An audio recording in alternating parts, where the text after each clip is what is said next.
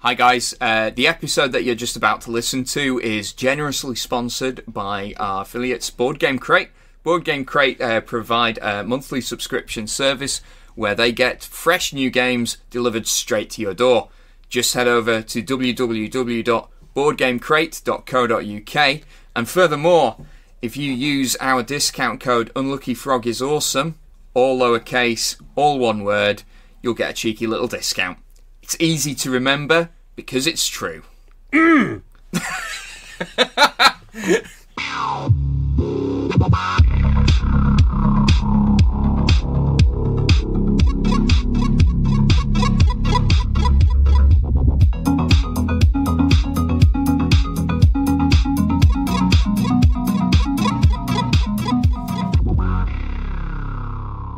Hello and welcome to the Unlucky Frog Gaming Podcast. You are joined by your usual hosts, Josh Hartley and Ben Porter. How are we doing, Ben? Doing okay, bit tired. We've had a full day. It's been a long day. Yeah. I think we're still hoping to get this out in time for Sunday. Hopefully. Might be a slight delay. Because we are recording Saturday night just after Carronade. Yep, just back. Yeah, so you'll remember a couple of weeks ago we had Kenny and Douglas on, who are two of the organisers of Carronade, which is a tabletop wargaming convention over in Falkirk. Yeah. We've spent the day there. They were kind enough actually to give us a table as well, which was a different experience for us for conventions. I really liked having a little base of operations. Yeah, it was a bit different, but we'll dive into that in more depth just shortly because we get a little bit of news to cover. We do. So what's been going on? So the big one for this week is Bethesda. Who predominantly they are a video game developer. Yes. Have been accused of plagiarism. All right. I'm assuming plagiarism of a tabletop game. Plagiarism of a tabletop game. Plagiarism of a Dungeons and Dragons supplement. Oh, right. To be precise, yeah. So, the Bethesda's biggest game at the moment is The Elder Scrolls Online. Yes. Set in the Elder Scrolls universe of specifically the world of Tamriel, and they have an expansion coming out soon, which is going to be set in a region called Elsewhere. And original. Yeah, it's got weird spelling on it though. Oh, that makes it all right. Yeah, that's fantasy. Shut up, Josh. Anyway, so to promote the Elsewhere expansion, Bethesda released a pen and paper Elsewhere adventure. That's kind of neat. It's kind of neat. Problem is that it's pretty much been copied and pasted from a supplement that was originally written for the Wizards of the Coast organised play program called the Black Road. That's pretty rubbish. They've literally just changed. They've actually we're not even the plot line bears similarities. They are copying word for word. This is if you put this through a plagiarism checker on a computer, the alarm bells would go off. You wouldn't even need to put it through that. The human eye would detect it. Oh my, right, yeah, okay. Yeah. It's that bad. And Bethesda have since pulled the publication. All right. Are Wizards taking any legal action at all, or?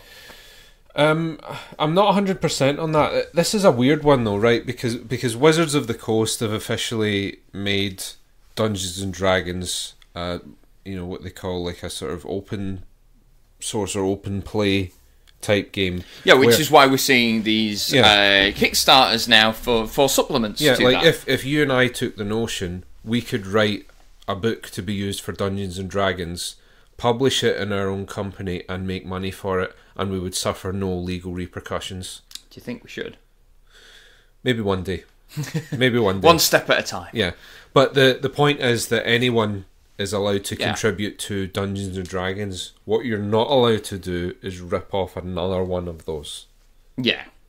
You can't just, because this is it's a weird bit of copyright law when it comes to games. You can't copyright game mechanics and rules. No, which is why Pathfinder got away with it, because they were just copying the rule set of D&D 3.5, well, tweaking it. It's why just about every card game has an exhaust or tap mechanic, and Wizards of the Coast can do nothing about it. Because you can't copyright someone doing a quarter turn on a card. Exactly, right? That would be ridiculous. But you can copyright intellectual property. So if the plot line for this adventure that Bethesda brought out was ripped off from a plot line elsewhere, then that is copyright infringement. Yeah, let's see if I can give a little example, actually, because some of them are... we'll post this in the show notes, guys. Right, what I'll do, I'll read the first paragraph from each just to give an idea, because you've not read this, Josh. So the first paragraph of the Black Road Adventure reads, "There's nothing like the desert to make people feel small and insignificant. In every direction, huge dunes roll across the landscape, and an even bigger sky looms above. The oasis of Vwerthil is a motley collection of sun-bleached tents in the vast Anarok desert." I didn't catch where the oasis... What was it? The oasis of... It is the oasis of Vwerthil. Vwerthil. Yeah. I'm just totally butchering that. Vwerthil. Introduction to Elsewhere. Nothing beats the desert to make people feel small and unimportant. So, same sentence. In every direction, enormous dunes roll across the landscape, and an even larger empty air skies above it. That's typo. Yeah. The oasis on the border between Cyrodiil and Elsewhere is a colourful collection of sun-drenched tents in the vast desert of Elsewhere. Good lord, it's like copying your homework off your pal. Yeah. Like, I'll just change a few words, and the teacher won't know. I really don't know why people think they can get away with stuff like this in this day and age. Because literally, if I typed that into Google, one or the other would probably come up. Yeah. Any search engine, right? Why is a company of that size doing something like that? Yeah, I have no words. Yeah. I have no idea. Yeah, so it's just daft. More on that as it comes, but yeah, I was pretty speechless when I... Yeah. Because at first you hear the plagiarism thing, you're right, okay, let's have a look at this, and then when you see how similar they are, you're like, what were they thinking? Aye, that's ridiculous. Yeah. Be interesting to see. I wonder if Wizards are even going to bother doing any legal action with it, though. Maybe somewhere's had a brain fart and they've thought because Dungeons and Dragons is open source that they can use anything. Yeah, it's not. But open source doesn't quite work like that. Yeah. It's like anyone's allowed to write a piece of fiction set in Lovecraft's universe. You can't just lift passages from H.P. Lovecraft. No, from like the rats in the walls and slightly tweak them. It doesn't work like that. So, what else has been going on? The Sylvaneth release, which is going to be the latest big release for Games Workshop's Age of Sigmar game, has been delayed. Well, specifically, we think it is the printed element of it, the books. We think there might be some issue, particularly in China's end, because it's, as you say, most of the literature for the Games Workshop games, that namely the books and that sort of thing, are actually printed in China. Yeah, and shipped over, whereas the minis are actually still manufactured in Nottingham. A lot of the scenery and endless spells and things like that. Yeah. The sort of peripheral plastics, if you will, for the Games Workshop games are also printed in China. Oh, right, there we go. So we suspect it might be something to do with that.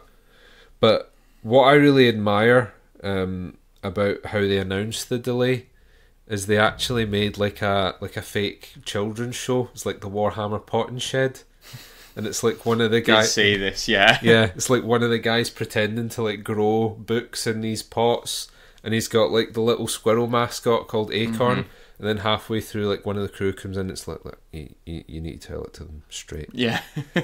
So I like that they, you know, they're showing that they've got a sense of humour. It's indicative of just the change of mentality with Games Workshop with regards to how it's communicating with everyone, right? Like, it's weird how they went from being an absolutely awful example of a company, you know, like they had this. They went through this phase about 5 or 6 years ago where they were shutting down all their social media and they were just like disengaging from people, and kind of felt like trying to communicate with North Korea. Yeah, right. Like years would go by where before games got like serious updates, things like that. Whereas now it's totally turned on its head, and I feel like a lot of the other big companies probably want to be paying attention to what they're doing and Wizards of the Coast. Yeah, and trying to emulate it. Yeah. Right. So there we no, and that was my feelings in a nutshell when I saw that video as well. I was like, obviously it's disappointing that there's an upcoming release that is being delayed, but it's out with their control. It's clever psychology as well, though. You've turned bad news into something. Oh well, at least they did. Yeah. Yeah. Do you know what made it funnier is that the guy, I think his name's Adam Troke or something like that, because he works in Middle Earth, the guy. You know, the guy that actually did the potting video, yeah. You can see he's trying not to laugh while he's doing it. Somehow that adds to the charm of it all, you know. Just trying to hold it together. Yeah, he was struggling. There was a few times I thought he was gone. I've been enjoying some of their videos lately, particularly the Conan skit about the new contrast paint. Yeah. Flawless segue. 10 out of 10. Yeah. They've announced a new paint range. Yeah. And they're painting it out. That was shit. I don't hear you coming up with any puns there, so I've got to do it. It's not my job. Yeah, well, look, they're making it out basically to save you a lot of time painting. Yeah. So what exactly is this new range? So it's really a repurposing of techniques that quite a few people have been using for a long time.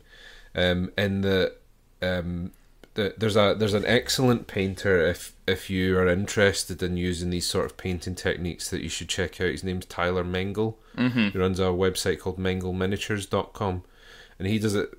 He's been doing it for a long time, where he essentially like mixes up his own sort of glazes and inks, and you'll apply it over a white base coat as a very quick way of both shading and base coating the model in one fell swoop. Which is, and this is what GW are saying these paints will do. It's 2 steps in one, right? There have been some posts on social media about, because the Warhammer Fest is happening right now, and they have been letting people use these paints. Some of the work is pretty impressive. It is worth emphasising at the same time, though, that it's not as if it's made your existing paint collection irrelevant. You're still going to achieve the best results using the tried and tested techniques of blending and zenith highlighting and all that sort of thing. Not all of us have time for that. Not all of us have time for that, and not all of us have the inclination or the skill level to do that. The main thing that, and I'm all for this, is it's making painting accessible to more people. Yeah, and having a painted miniature on the table is just 10 times better than an unpainted one, regardless of the kind of job you've done on it. And the thing is that almost regardless, just seeing a fully painted army is really good. Doesn't need to be armies on parade standard. And the more, but they have also emphasised that like experienced painters are going to be able to do some interesting things with blending and that, and creating some different effects with these. I mean, I did see one post on one of the Facebook comments just saying this is basically Inks, but branded with GW. I don't know, it sounds maybe a little bit more nuanced than that, but the proof's going to be in the pudding. We'll see what they're like to use and take it from there. I'm keen to try them out. Certainly, even though like I lavish a lot of attention on the likes of my Fire Slayers, there are some models where I do think I'm maybe going to opt to use this because I would just like to have them done. Yeah, just get them finished, right? You were saying those Nurgle demons that you've got kicking about. I just want them done. Yeah. I remember GW releasing their washers for the first time years ago, and Devil and Mud just overnight made my painting look so much better. Yeah. So it'll be interesting to see if this has a similar effect. So there've been a few other announcements in Warhammer Fest. Are we wanting to cover some of them? Nothing major, to be honest. Apocalypse, we've already reported, is getting a new release this year for 40k. They revealed another warband for Warcry, which is quite a departure from the norm in terms of aesthetics, because they're sort of like hoplite gladiator. Yeah, which is really cool. I like. You check them out for yourselves. But yeah, they've got this very Roman look to their armor. They've officially announced Warhammer Underworld Season 3. Yep, and they've shown a cat. Yeah, sort of one of the first miniatures. So Thundercats confirmed. Yeah. What do you think? What faction do you think he belongs to? I have no idea, man. I'm thinking something elfy. Could be elfy. I wonder if they're going to do an ogre squad. With a lion, you think? Well, they had the saber-tooths. I know, but it looks quite svelte, whereas the ogre animals tend to be quite brutish. I mean, are you saying that ogres can't have svelte cats? That's exactly what I'm saying. Wow. It's 2019, Ben. What the hell?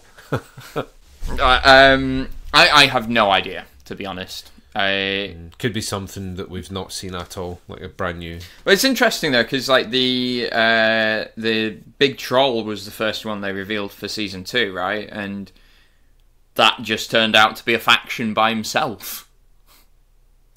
No, they released the Gloomspite Gits. No, but you're right insofar as he was a warband by himself, effectively, and some weird squig things. Yeah, but they did the new Goblin book, so like we didn't realise until much later on in the year that, well, he was revealed last year. Yeah. It wasn't until January of this year that they actually revealed a whole new Goblin range. Yeah. That does include trolls, it's not just goblins. Yeah, but I just kind of assumed he'd be part of a Goblin warband, but no, he's just... He's just on himself. That's it, with his fungus buddies. Yeah. Cho'Gath and the fungi. Yeah. There we go. New band. And just trying to think, there's a few announcements for Middle-earth as well, which they're continuing to support. A very small thing, but they've got a scenery kit to make hobbit houses, which I think it's just a fascia, so that you put it into whatever you want, which is really cool. And I'm trying to think of a more manly way of saying I just think it's adorable, but no, I'm just going to say it's adorable. I agree. It's really cool. Lots of other bits and pieces. And I think they wanted the new contrast paint range to be front and centre. Oh, it's certainly the first thing they announced, yeah. I mean, that's been the thing that they've been making the biggest deal out of. So we'll, when we get our hands on it, we'll let you know how we get on. Should we talk about Carronade?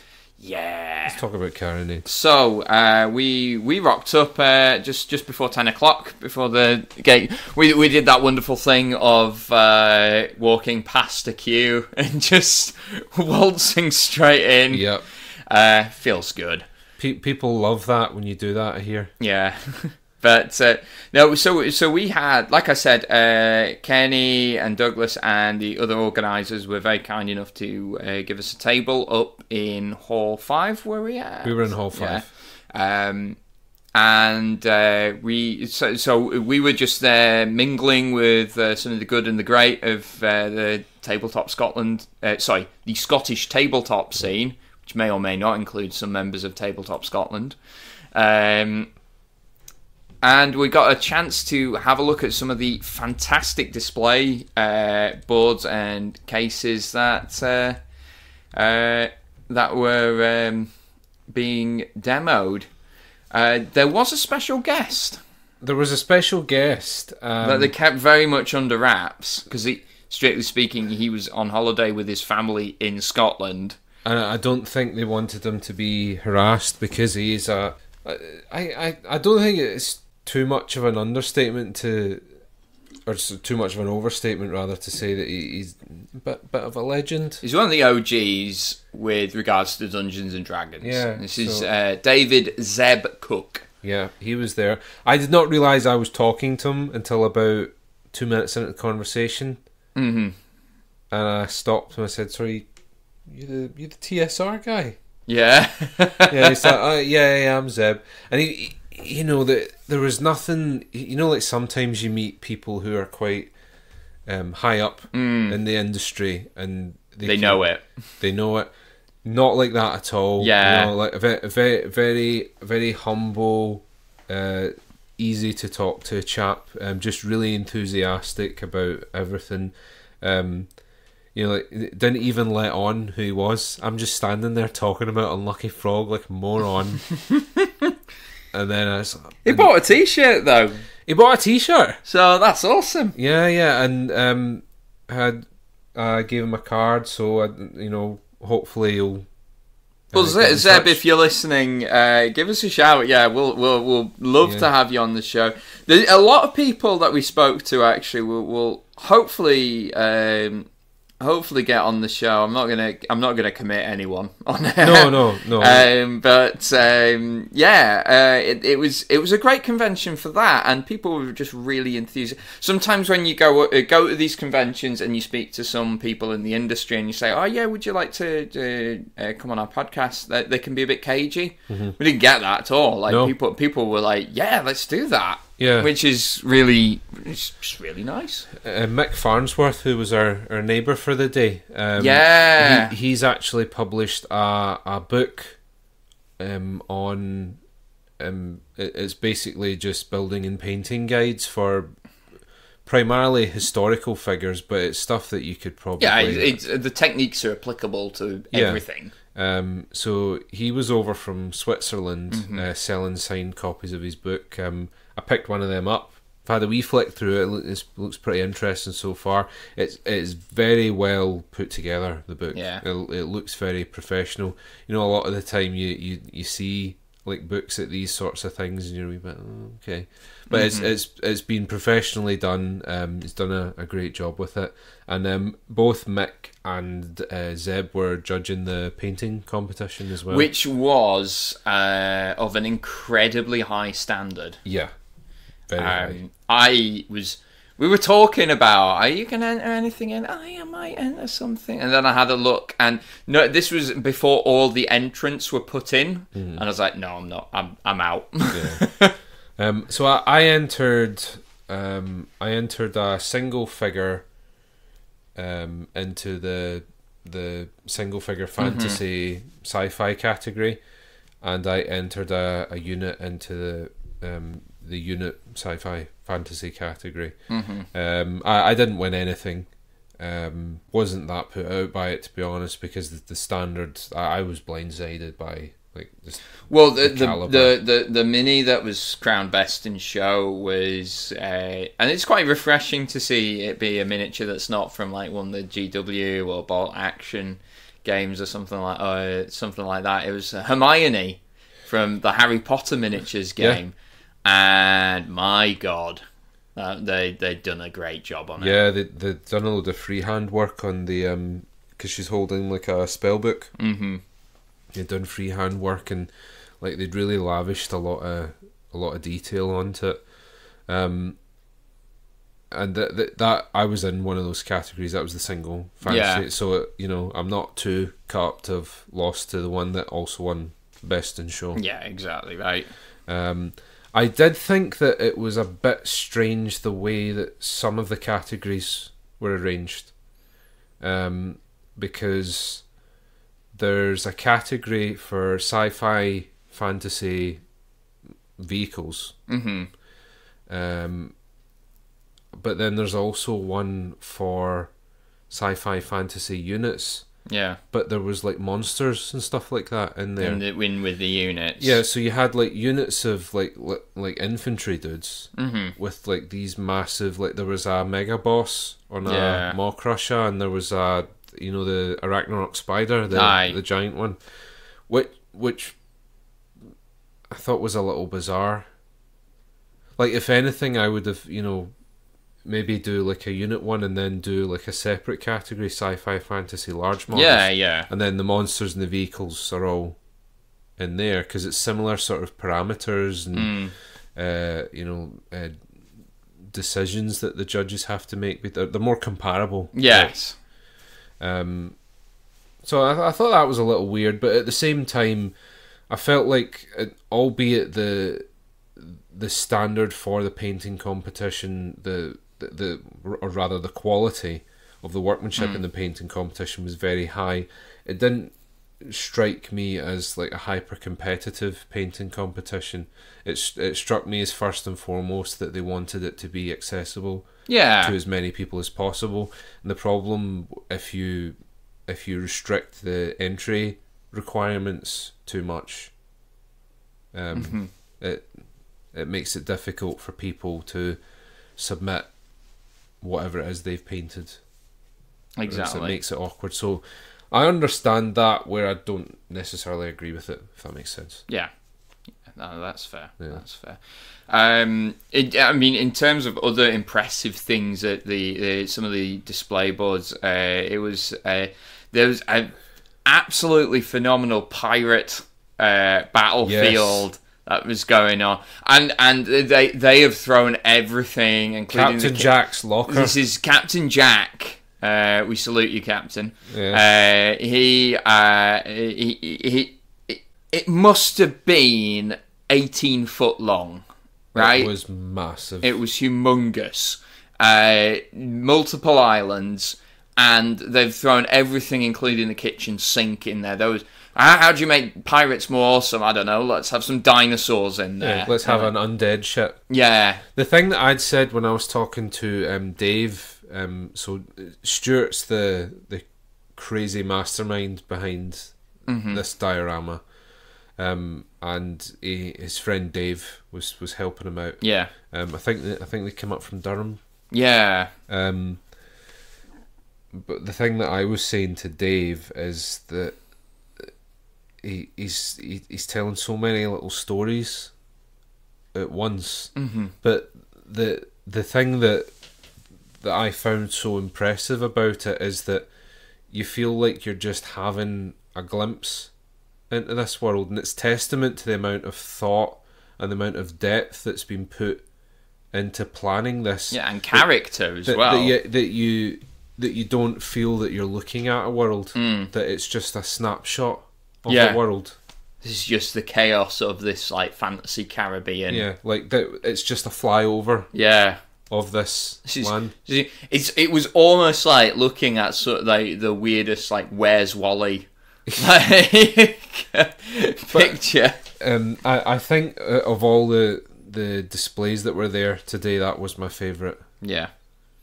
Yeah, definitely the most impressive. But a lot of the other wargaming clubs from across the country were there, and were equally impressive in the games they were demonstrating. Dwarf were there with their friend John Harper. 40k game going on. I mean, I basically spoke to John, and don't quote me on this. If anyone asks, he didn't say this, but basically use it as an excuse to play a big game of 40k.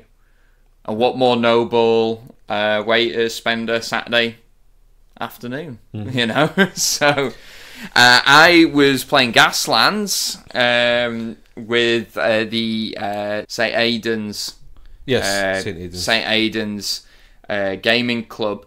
They've modified Gaslands so that it was Episode 1 pod racers from Star Wars, which I thought was neat. Yeah. I was getting shot to pieces by... Can you shoot people in pod racing? In this one you can. Wow. Okay. Yeah. Savage. Brutal. But that was a ton of fun because that was actually my first time trying Gaslands as well. What did you think of it? Yeah, it's neat. The movement system reminded me a lot of X-Wing. Although I think in reality X-Wing probably got it from Gaslands. The sort of you've got the template of what you're going to do. Gaslands is quite an old game, isn't it? Yeah, I think it's designed to, or you can play it with Matchbox cars, basically. So, does Gaslands predate Wings of Glory? I believe it does. Okay. I think Gaslands is like early 90s. Because I think X-Wing X-Wing was basically Wings of Glory, but Star Wars. Yeah, and awesome. Yeah. But yeah, so I had a ton of fun playing that. My personal highlight of the whole event, though, was the flea market. You liked the flea market, didn't you? Oh, man. So rather than having a bring and buy, Carronade have a flea market. So the big difference is you don't pay a commission on each item sold. You pay for a slot and a table, basically. And it means you can haggle with the people who own the items they're selling. This gave me an idea for a bit of fun, a bit of sport between Ben and I. What if we were to go a bit bargain hunter? We buy some stuff from the flea market, sell it on eBay, and see who makes the most money. Yeah, it turns the biggest profit. So that's exactly what we've done. So why don't we, for the good listeners, why don't we cover off what we've got here? Right, well, I go first then. Do you want to go first? Okay, so my first purchase of the day, I was the first into the flea market. Just heads up, guys, this is very Games Workshop heavy. Yeah, this is more because we really don't have any grasp of the value of a lot of the other stuff. So apologies to anyone there who has a more nuanced understanding of the various wargames figures and the system. There was some fantastic stuff. Yeah, there was a load of historical miniatures as well. To be fair, most of the stuff being sold was Games Workshop. There was a lot of Games Workshop. Yeah. So what have we got, Ben? So my first purchase of the day for £5 was the original Marco Colombo Dogs of War figure. Yeah, this was released way back in 2003. I think it's 2003. And it's actually got a collector number on it. This is number 4,992. Yep. I have no idea how many were manufactured, so that means nothing to me really. But the fact that they've numbered it kind of suggests that it was limited in quantity. So he's still like pretty much brand new in the box. Mm-hmm. The box is taking a wee bit of a beating, as you can imagine it would, over 16 years. Yeah. But as much as Warhammer Fantasy doesn't really exist anymore, he can still be used in a lot of systems. It's just a nice figure. And he's still a collector's item, right? Yeah. I mean, you could probably use him as Free Guild in Age of Sigmar, or whatever the equivalent is in 9th Age, those sorts of games.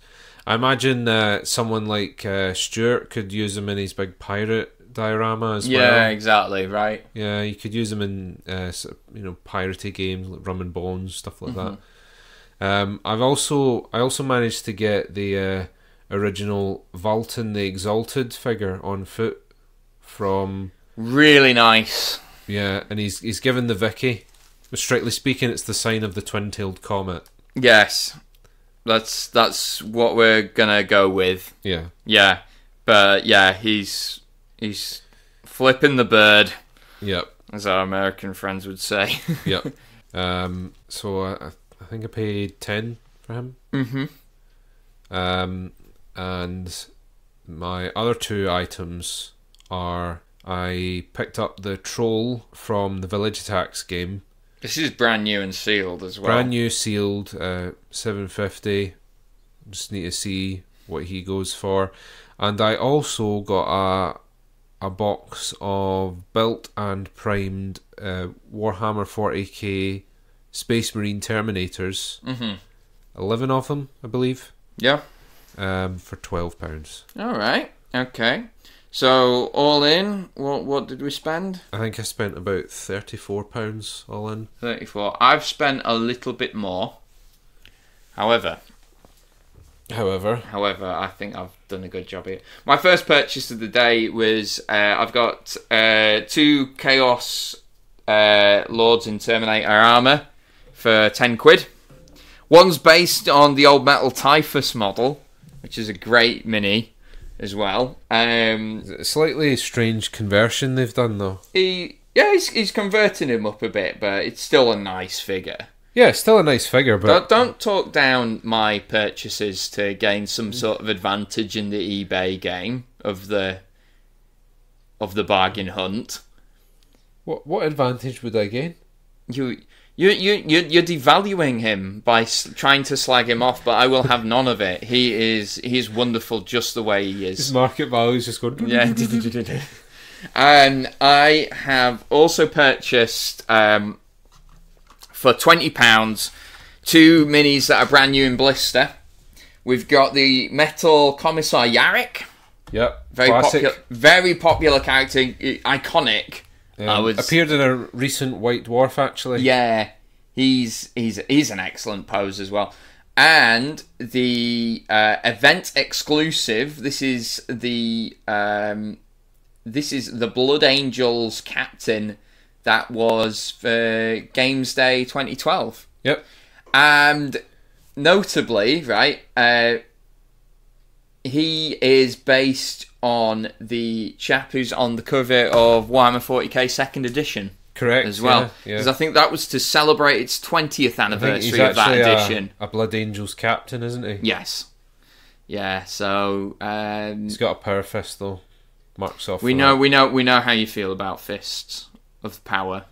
Specifically power fists. Power fists, yeah. And my final purchase of the day was a Dwarf Blood Bowl team. So we've got the transfer sheets, and we've got 12 plastic minis. Someone has also, I suppose it does the job. I might sell him separately and see how that goes. What do you think, Ben? Okay. But also for £12, I got the exclusive dwarf dice as well, which are actually quite hard to come by. Yeah. So I might sell those separately. Yep. So all in, I spent 20, 30. I've spent £42 mm-hmm.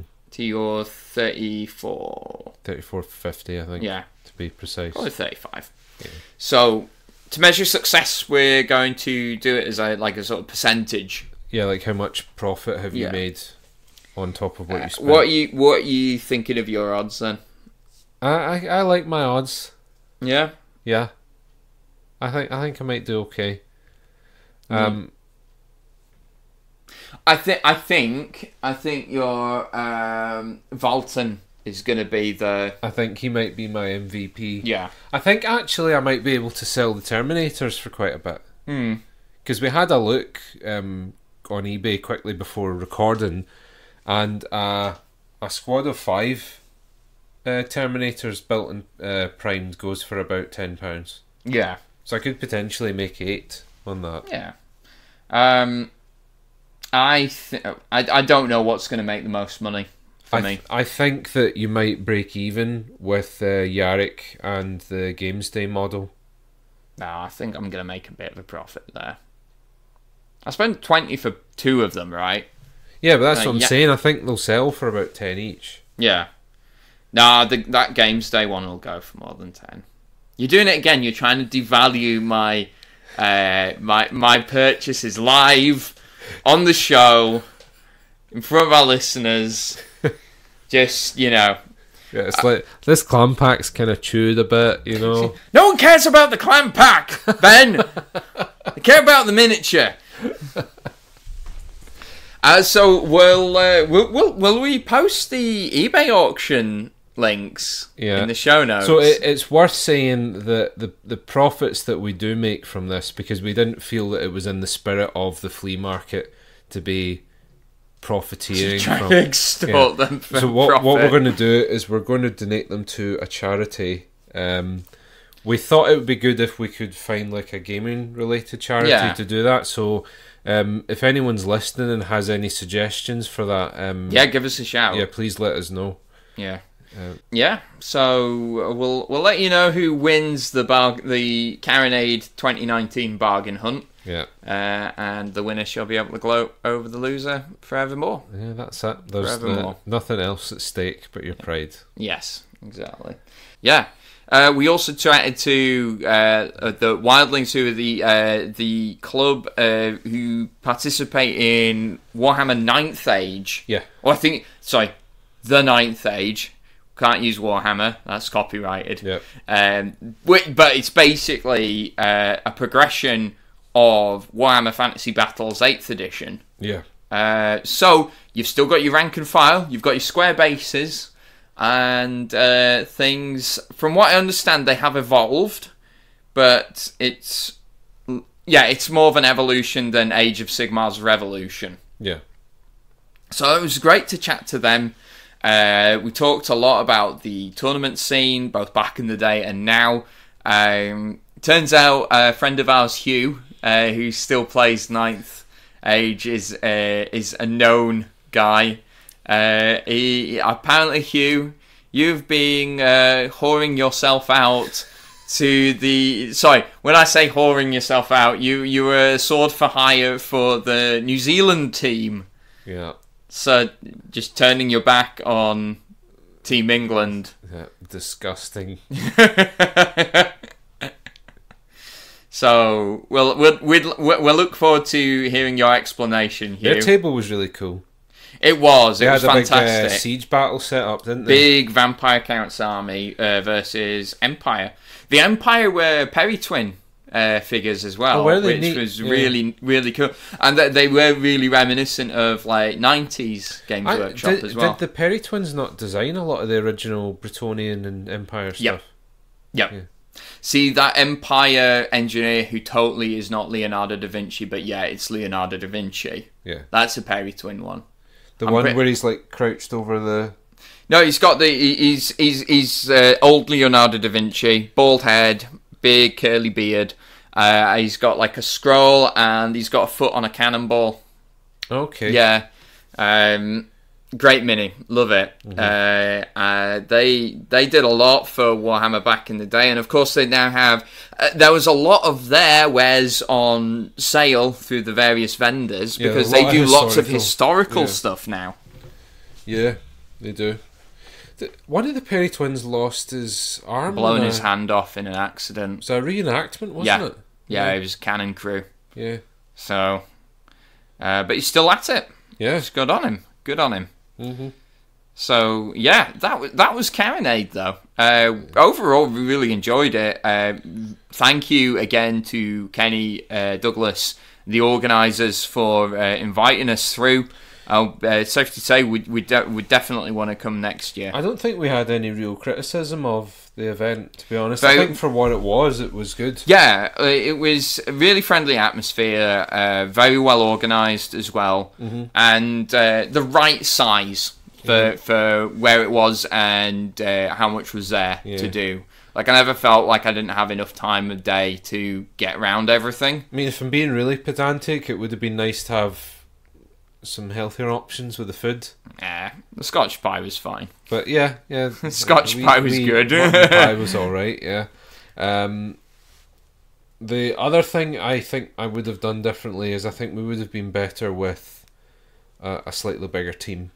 It would have been nice to have a third person. Yeah, because it felt like, because we had to basically take the table in shifts, and it was good to experience an event like that from a different perspective, where, you know, you're having to talk to people coming by your table, and you know, if anyone's listening who came by and spoke to us today, thank you very much for doing so. Yeah, and in all seriousness, that was the real highlight of the day, just chatting to, you know, other like-minded people who were, you know, dead into the hobby. Yeah.